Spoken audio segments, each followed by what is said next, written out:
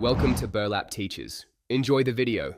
Open Microsoft Word and your document to begin creating a header. Go to the Insert tab on the ribbon and click Header to open options. Choose a built-in layout or select Edit Header to type a custom header.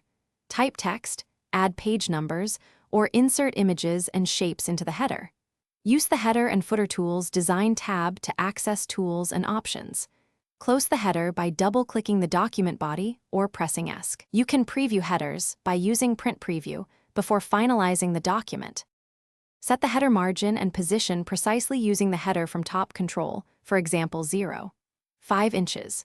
Change the font, size, color, and alignment from the Home tab to match document style.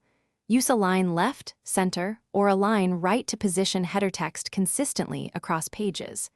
Insert page numbers from Insert then Page Number and pick a placement and format.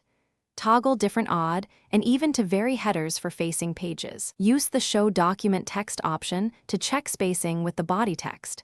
Save your document to preserve header formatting. Insert a section break when you need a different header later in the document. Go to Layout, Breaks, and choose Section, Break Next Page to begin a new header section. Double-click the header in the new section and click Link to Previous to unlink it from the prior section. Edit or delete header content independently for that section after unlinking. Choose Different First Page to use a unique title page header. To remove a header entirely, open the header and choose Remove Header or clear all header content manually.